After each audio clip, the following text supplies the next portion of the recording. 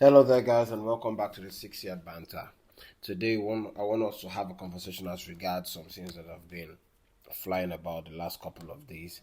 I said that if there was anything to come share with you guys, I'll be here to discuss it with you. And today, I want us to have a conversation as regards Chelsea's strategy in terms of transfer, the January spending stance, stadium expansion, players turnover, and failed transfer chases like Mackignan and interest in young talent like Souza from Santos.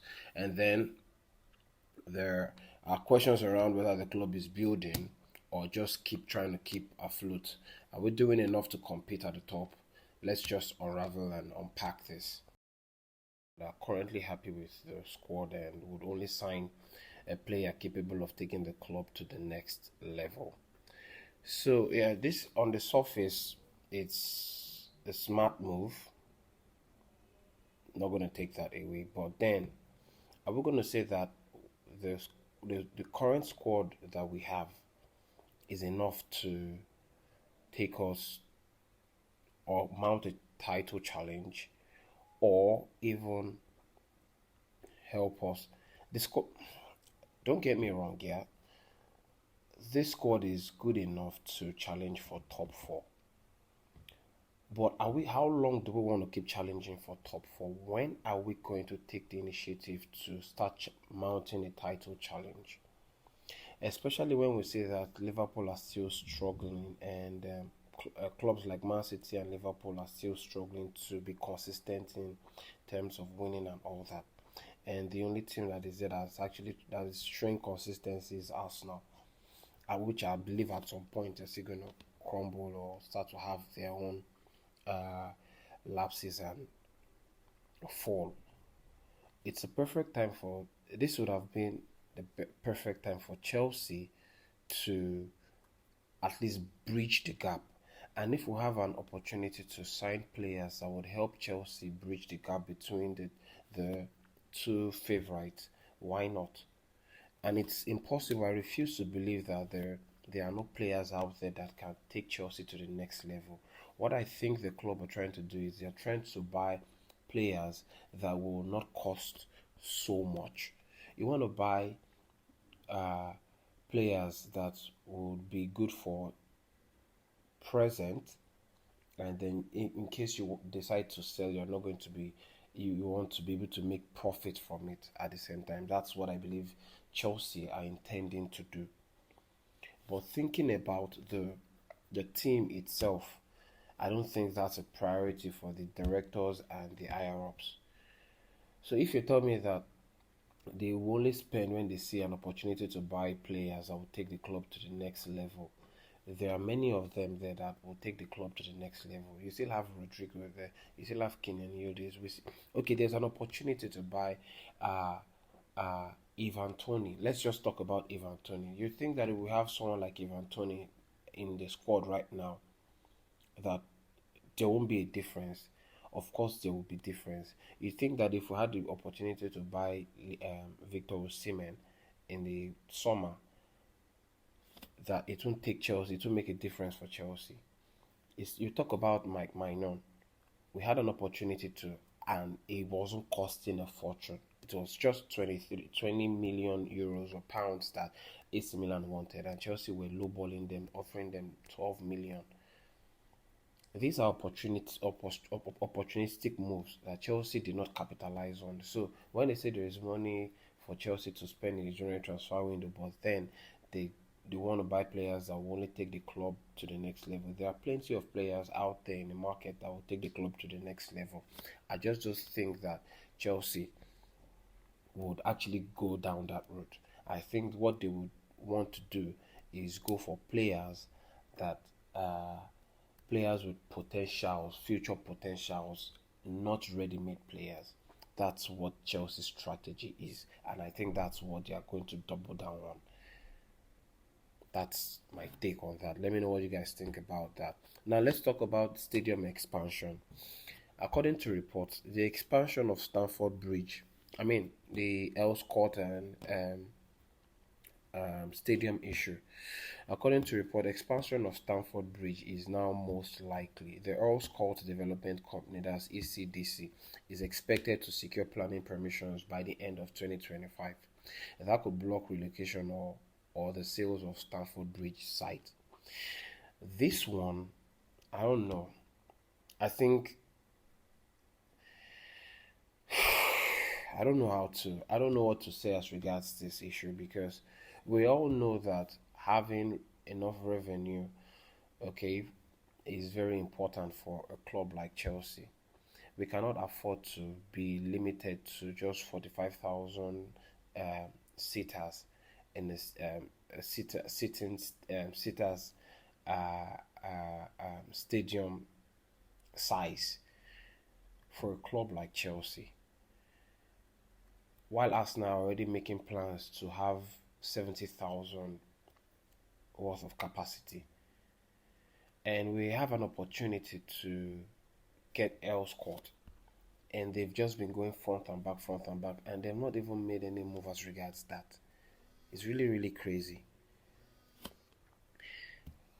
Now it's now looking like we have to. Okay, so if we're going to expand Stanford Bridge, which means we have to temporarily secure a home. Where will that temporary home be? Because we cannot be in Stanford Bridge while the stadium expansion is ongoing and all that. So which means that we have to think of a move away temporarily. Are we going to move to uh, um, Wembley, or are we going to go to Craven Cottage? What are the options there? What are the options that are afforded to Chelsea right now? I just feel like as much as we feel strong ties to Stamford Bridge, we cannot afford to remain there if it's not going to help us improve financially and capacity wise. Because when you look at the surroundings, Stamford Bridge surroundings, or the the structure around Stamford Bridge, it's difficult to say you want to expand. How much expansion are we looking at here? Maximum 55,000, whereas our rivals are looking at 60, 70,000 already, if not more. When are we going to have our own stadium that is also going to be competitive? We're talking about Tottenham Hotspur that have a stadium, a heart of the heart stadium. These are Tottenham, who will refer to as bottle jobs. Match day revenue, identity, fan support, but this is it's the expansion is actually going to even cost more than actually building, because you have to break and remake. I don't know. Let me know what you guys think um as regards that. Now further on, they went on to talk about high turnover, because according to the Athletic, in fairness, the plan appears to be to continue with high player turnover and use of transfer sales as an extra income stream, much as Chelsea have done for many years now. Whether they are able to do it to the level they need remains to be seen. And when you look at this,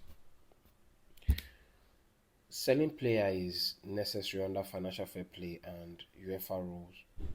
But it's a slippery slope, because if you keep selling your best players, does your team lose stability, ambition, or identity? That is the bottom line question that we need to ask ourselves.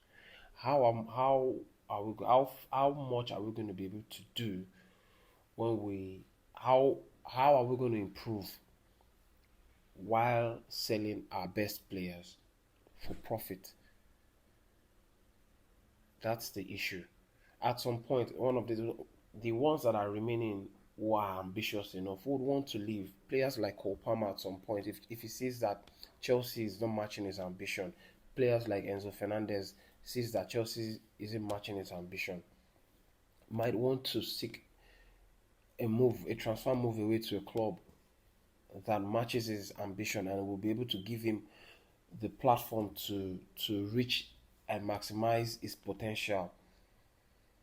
We cannot continue to be breeding grounds and then sell and sell and sell. I understand that right now we are limited because we don't have enough revenue or income stream, but it doesn't make any sense. So this is why we're talking about the stadium, uh, uh, the Chelsea stadium. We need to move and move very fast.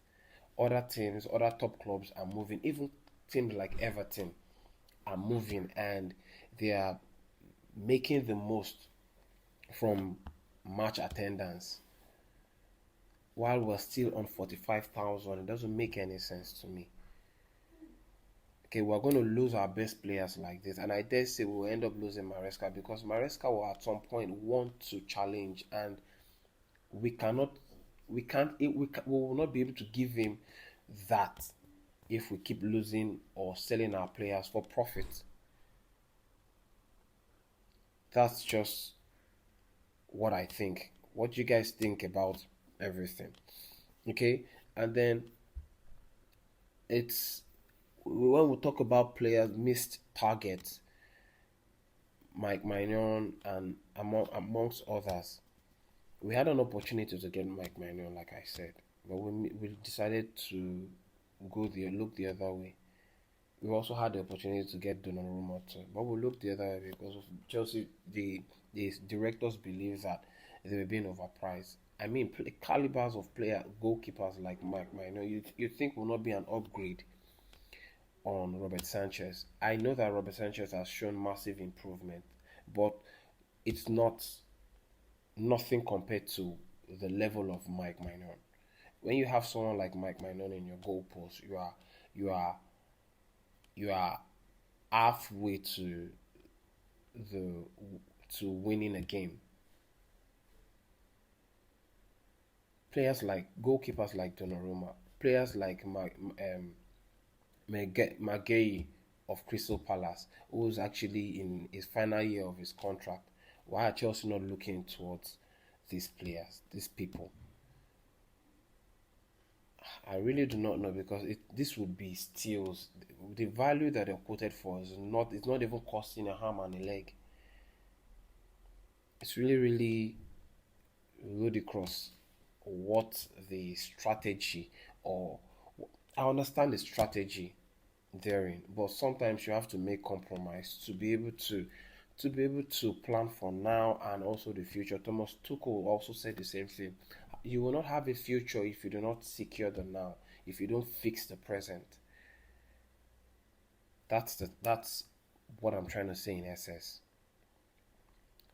And then injured players like Chaloba, Fofana, Tosin Adarabiayo, okay, they are going to be coming back after the international break, but the depth is good. We've got enough depth, okay, but reliance on recovering injured players is always a risk.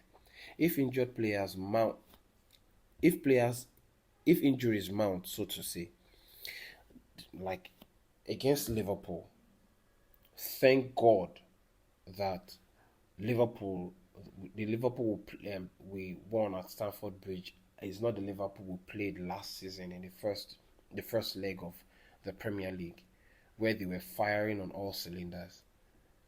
If that was the Liverpool we faced, having Jorelato and Rhys James playing the final minutes of the match would not have sufficed anything. We would not have survived it. I understand the sheer will and determination to see the match through. But let's tell the truth. The Liverpool strikers or attacking options were misfiring, and that's the truth. Isak is not up to speed. Eketike sometimes appears to be lost. Kodigagbo does, but we know that Kodigagbo sometimes misses a lot. And Salah is right now showing inconsistency. So when you put all that together, you see that well, the Liverpool attack is not as last season. Okay, and when if we start to have players, we've lost players like now we have Cole Palmer still on the injury list. We have Levi Cole still on the injury list. We have Dario Sugo still on the injury list. These are players that are supposed to be backups. Cole Palmer is supposed to be a focal point as well as Cole, but then we don't have them, and that's why it's difficult for Chelsea to start building up from the back. So these directors need to be smart with their transfer strategy. So I'm going to wrap up and putting all this together. Chelsea are trying to balance ambition, financial prudence, and stability. They are encouraging moves, infrastructure, youth interest, and strong squad core. Okay, but there are clear missed chances like Mackignan and Donnarumma, even Kudus, Simons, and to say a few. Okay, and then when you ask yourself, is the board failing Maresca? Yes, to an extent, yes. Because he's not going to say he wasn't back, but was he giving the players that he actually, his choice players, in critical moments like getting elite goalkeepers like I mentioned, Donnarumma, Mackignan, and even addressing urgent defensive backup like when we still had option. We had a month to the end of the summer window where we found out that Liverpool was going to be out for most part of the season. We could have gone for players like even Maguire or maybe Silva of Benfica or even some other player.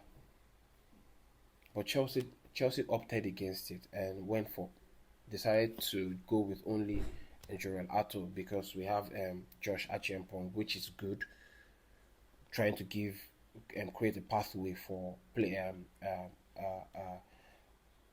players like Achiampong to develop. But you don't just throw Achiampong into the river where we have big sharks and all that. Would have been better you introduced him into it gradually. He's full of potentials, but then again, we want to be challenging for the title, not mounting a top four challenge. It doesn't make any sense to me. Okay, it just feels like the ambition is being tampered with too much. And if we aspire to compete with clubs like City, Liverpool, Real Madrid, we need to make bold moves and be consistent in or be prudent in our in everything that we do going forward. The point of saying that they will only buy players that will take the club to the next level. There are lots of players that can take the team to the next level. That will create healthy competition. The squad needs healthy competitions. We should stop allowing valuation to deter the pursuit of players who fit into Maresca's system. And then we're talking about patience. We also have to learn to be patient. And I think that if we do this, I think Chelsea will do well. But the main question is, will the directors do this, take these steps? No, I think that it's clear what their plan is. They're going to be buying players to flip for profit and all that, and that's what it is now. Let me know what you guys think. What part of the strategy worries you the most? The missed deals, the stadium stuff, or selling for profit model? Let me know what you guys think. And I think that we're coming to the end of the international break, which means that we'll be having most of our players should be returning. And yeah, there's one positive there that Enzo Fernandez was rested and he's been allowed to return to Chelsea. Then Marco Corella for Spain was rested, and Jimmy Gittins, even though he took part in the under 21 England squad matches, yeah, the intensity is not as the national team and all that. So yeah, let me know what you guys think about everything that has been said. Don't forget to turn on your notification bell so that you're notified and notified when and each time I make a post, so that yeah you listen and then you give your opinion on everything that's been talked about. Don't forget to like and comment where on everything that I've said in the comment section below. If there's any other thing, I'll be here to bring up to your notice. Until we meet again, it's Chelsea first, rivals next. Peace.